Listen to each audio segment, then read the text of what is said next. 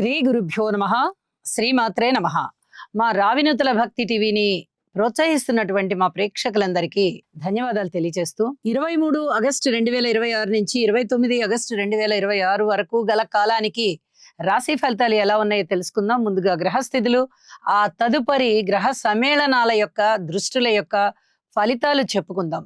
మిథున రాశిలో కుజుని సంచారము, అలాగే గురువు గారు ఉచ్చ స్థానంలో ఉంటూ, రవి స్వస్థానంలో ఉంటూ, బుధ కేతువులతో కలిసి, శుక్రాచార్యుల వారు నీచలో ఉంటూ, చంద్రుడు ధనస్సు రాశిలో ఉంటూ, రాహు గారి యొక్క స్థితి కుంభరాశిలో ఉంటూ, శని గారి యొక్క స్థితి మీన రాశిలో వక్రించి ఉంటూ ఉండగా, వారాంతంలోకి వెళ్ళేటప్పటికీ ఇక ఏ గ్రహాల యొక్క స్థితి సంచారాలు మారలేదు, కానీ చంద్రుని యొక్క సంచారం మటుకు రాహు గారితో కలిసి కుంభరాశిలో ఉన్నది అని చెప్పి తెలియజేస్తున్నాను.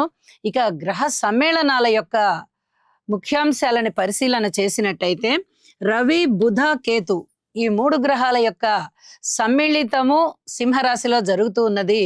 రవి బుధుల యొక్క కలయిక బుధాదిత్య యోగాన్ని తెలుపుతూ ఉంది. ఇది చాలా మంచి యోగము. ఎందువల్ల అంటే రవి బుధులు ఇద్దరు కూడా పరస్పరము భూమికి దగ్గరగా ఉండేటటువంటి గ్రహాలు. ఖగోళంలో మనకి ఈ రవి బుధులు ఇద్దరు బాగా దగ్గరగా ఉంటూ ఉంటారు. అలాగే వారు పరస్పరము కూడా ఒక 10-15 డిగ్రీల కన్నా ఎక్కువ దూరంలో ఉండరు. ఇలాంటి సందర్భంలో ఆ బుధ రవి ఈ 2 గ్రహాలకి 10 డిగ్రీల లోపల కలిసినప్పుడు అది ఒక యోగం అవుతుంది. ఈ బుధాదిత్య యోగం అనేది చాలా అద్భుతమైనటువంటి కీర్తి ప్రతిష్టలకి దారితీస్తుంది. అలాగే ధన ఆదాయానికి దారితీస్తుంది. దూర ప్రాంత ప్రయాణాలకి దారితీస్తుంది. సింహ రాశిలో ఉన్నారు కాబట్టి ఒక సమర్థవంతమైనటువంటి నాయకత్వానికి దారితీస్తుంది. అలాగే కేతువు గారి యొక్క కలయిక ఇటు బుధునితో గాని అటు రవితో గాని కలిసినప్పుడు అంత చాలా గొప్పగా ఉంటుంది అని చెప్పడానికైతే రాదు. ఈ కేతువు గారికి కొంచెం జపాలు గాని లేదా స్తోత్ర పారాయణాలు గాని చేసుకోవడం చాలా చాలా మంచిది అని చెప్పి తెలియచేస్తున్నాను. ఇక ఈ 3 గ్రహాల మీద ఉన్నటువంటి రాహు దృష్టి కారణం చేత పితృవంశ దోషాలు ఎవరికైతే జన్మజాతకంలో ఉంటాయో వారు రవి రాహు జపాలు చేసుకోవడం అనేది చాలా మంచిది అని చెప్పి తెలియజేస్తూ ఉన్నాను. అలాగే శని గారి యొక్క సప్తమ దృష్టి శుక్రాచార్యుల వారి మీద ఉంది. అలాగే కుజుని యొక్క చతుర్థ దృష్టి కూడా శుక్రాచార్యుల వారి మీద ఉంది. ఇది అసలు ఏమాత్రం మంచిది కాదు. దీని మీద మనం స్పెషల్ ఎపిసోడ్స్ కూడా చేసుకొని ఉన్నాము. శుక్రాచార్యుల వారు చాలా మంచి శుభగ్రహం, అద్భుతమైనటువంటి గ్రహం.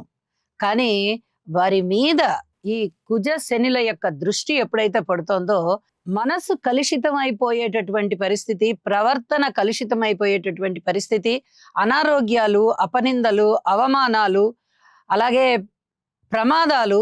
ఈ అనారోగ్యాలలో కూడా ఎక్కువగా యూరినరీ ప్రాబ్లమ్స్, ఆ ప్రదేశానికి సంబంధించినటువంటి ప్రాబ్లమ్స్ కూడా చాలా ఎక్కువగా ఉండడము, అపనిందలు, స్త్రీలతో తగాదాలు, ప్రేమ వ్యవహారాలు వికటించడము, అనుకోకుండా వివాహం జరిగిపోవడము, మంచి చెడు చూసుకోకపోవడము, కులాంతర వివాహాలు, మతాంతర వివాహాలు, ఇలాంటివన్నీ కూడా చాలా చాలా ఇబ్బంది పెట్టేటటువంటి పరిస్థితులు ఉంటాయి. అలాగే వైవాహిక జీవితంలో కూడా భార్యాభర్తలు చాలా దూరంగా ఉండేటటువంటి పరిస్థితి కనిపిస్తూ ఉంటుంది. వైరాగ్య భావనలు ఎక్కువగా ఉండడానికి అవకాశం ఉంది. వియోగము, భార్య గారికి భర్త గారికి చాలా మధ్య గ్యాప్ వచ్చేటటువంటి పరిస్థితి, అభిప్రాయ భేదాలు వచ్చేటటువంటి పరిస్థితి, రోడ్డు ప్రమాదాలు ఉండేటటువంటి పరిస్థితి, ఒకటేమిటి నానా రకాలైనటువంటి అనర్థాలు కలగడానికి అవకాశం ఉంది. మరి ఇవన్నీ ఎవరికి ఉంటాయండి అంటే, ఎవరి జన్మ జాతకంలో అయితే శని శుక్రుల కలయిక లేదా దృష్టి, కుజ శుక్రుల కలయిక లేదా దృష్టి ఇప్పుడు జరుగుతూ ఉన్నటువంటి దశ అంతర్దశలలో కుజ శని శుక్ర ఈ గ్రహాల యొక్క దశలు అంతర్దశలు ఉంటూ వారికి జన్మ జాతకంలో సరైన స్థానం లేకపోయినట్లయితే చాలా వరకు ఇలాంటి అనర్థాలు ఉండడానికి అవకాశం ఉంది. ఏది ఏమైనా ప్రతి వ్యక్తి కూడా జాగ్రత్తగా ఉండాలి. ఒక్కొక్కసారి గోచార ప్రభావం కూడా మనిషి మీద ప్రభావాన్ని సూచిస్తూ ఉంటుంది, చూపిస్తూ ఉంటుంది, ఒక్కొక్కసారి ఎక్కువగా కనిపిస్తూ ఉంటుంది. కాబట్టి చాలా చాలా జాగ్రత్త అని చెప్పి తెలియజేస్తున్నాను. అలాగే కుజుని యొక్క సప్తమ దృష్టి చంద్రుడి మీద పడుతోంది. ఇది చంద్రమంగళ యోగానికి దారితీస్తూ చేదు పదార్థాలతో వ్యాపారాలు చేసే వారికి చాలా వరకు బాగుంటుంది అని చెప్పి తెలియచెప్తూ ఉన్నాను. అలాగే తల్లి గారితో విభేదాలు లేకుండా చూసుకోండి. ఎంత ప్రేమతో ఉండేవారికైనా తల్లిగారి పట్ల కొంచెం విభేదాలు వచ్చేటటువంటి పరిస్థితి కనిపిస్తోంది. మాతృమూర్తి కాబట్టి ఏమాత్రము ఎదిరించకుండా తల వంచి వినయ విధేయతలతో ఉండడం చాలా చాలా మంచిది. అలాగే గురువు గారి యొక్క నవమ దృష్టి శని గారి మీద పడుతూ ఉంది. ఈ దృష్టి కూడా చాలా మంచిది. కాబట్టి ఈ శని గారి యొక్క దోషాలు ఎవరికైతే ఉన్నాయో మీనరాశిలో సంచరిస్తూ ఉన్నప్పుడు ఆ స్థానాన్ని బట్టి ఏ రాశి వారికైతే ఉన్నాయో అవి చాలా వరకు తగ్గడానికి అవకాశం ఉంది. కానీ ఈ శని గారి యొక్క దృష్టి శుక్రాచార్యుల వారి మీద ఉండేది మటుకు తగ్గదు. అది చాలా జాగ్రత్తగా ఉండాల్సిందే. గురు దృష్టి శని మీద ఉంది కాబట్టి శని గారి యొక్క ఫలితాలు దుష్ట ఫలితాలు తగ్గుతాయి. కానీ శని గారి దృష్టి శుక్రాచార్యుల వారి మీద ఉన్నప్పుడు ఆ దృష్టి దోష ఫలితాలు అయితే ఏమాత్రము తగ్గవు అని చెప్పి తెలియచేస్తూ ఉన్నాను. ఇక వారాంతంలోకి వెళ్ళేటప్పటికి రాహు చంద్రునితో కలిసి ఉన్నారు. ఇది కొంచెం మానసికమైనటువంటి అలజడికి దారి తీస్తూ ఉంటుంది. దుర్గామ్మ వారికి స్తోత్ర పారాయణాలు చేసుకోవడం చాలా చాలా మంచిది అని చెప్పి తెలియజేస్తూ ఇక రాశి ఫలితాల్లోకి వెళ్దాము. ముందుగా మేషరాశి వారికి ఈ వారం రోజుల కాలాన్ని పరిశీలన చేసినట్టయితే కేవలం 2 గ్రహాల అనుకూలత మాత్రమే ఉంది. చాలా చాలా జాగ్రత్తగా ఉండవలసినటువంటి పరిస్థితి చాలా స్పష్టంగా తెలియజేయబడుతోంది. చూడండి, తృతీయ స్థానంలో కుజుడు ఉన్నారు, అలాగే లాభస్థానంలో రాహు ఉన్నారు. ఈ 2 గ్రహాల ఫలితాలు తప్ప మిగతా గ్రహాలు ఏవీ కూడా అనుకూలంగా లేవు. ఇది చాలా చాలా చెప్పదగినటువంటి సూచన.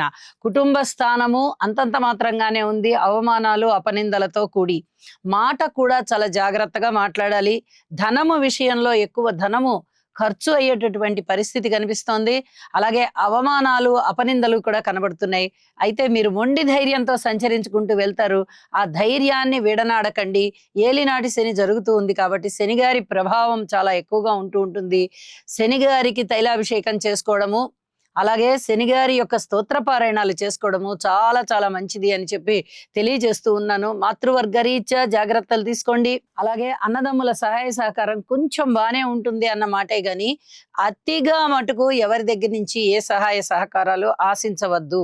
ఇది చాలా చెప్పదగ్గ సూచన. అలాగే స్థిర చరాస్తుల వృద్ధి కొరకు ఏదైనా ప్రయత్నాలు చేస్తూ ఉంటే ఇంకా కొన్నాళ్ళు మీరు ప్రయత్నాలు చేస్తే మంచిది అని చెప్పి తెలియచేయబడుతోంది. సంతాన రీత్యా కూడా కొన్ని రకాల జాగ్రత్తలు పాటించండి, కొన్ని రకాలుగా మౌనాన్ని వహించండి. అలాగే విద్యార్థుల విషయంలో మీ కష్టం చాలా ఫలిస్తుంది అని చెప్పొచ్చు. స్త్రీలు కూడా చాలా బాగున్నారు, చక్కటి గౌరవ మర్యాదలు పొందుతారు. స్త్రీల విషయంలో పర్వాలేదు.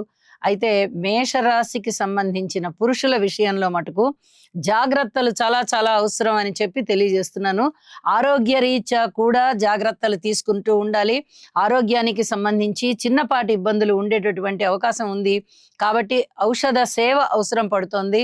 భార్యాభర్తల మధ్య అన్యోన్యత కాస్త దెబ్బతినే విధంగా కనిపిస్తూ ఉన్న కారణం చేత వీలైనంత వరకు మౌనం వహించడం చాలా మంచిది. పబ్లిక్ రిలేషన్స్ కూడా చాలా జాగ్రత్తగా ఉండవలసినటువంటి పరిస్థితే కనిపిస్తోంది.